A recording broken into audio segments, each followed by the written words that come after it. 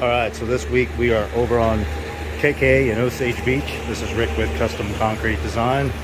Sorry about the noise in the background. Got some landscapers running a Bobcat. But I'm getting ready to, I've got it set up to go ahead and grind this floor. Not really a lot of cracks to repair. I believe there's just one right there. Everything else looks pretty good. It's just old concrete. Just come up pretty easy. A couple of potholes I'll have to repair, but other than that, we're gonna do a domino chip, which is a black, white, and gray. If you guys have been following my YouTube channel at all, you know, that's probably the most popular chip color combination I have. But it's a 1/4 inch chip, and we're gonna put 2 coats of urethane over the top of it. So not anything I haven't done already, but I'm gonna go ahead and get started grinding this thing out. All right, this job off of KK in Osage Beach is now complete.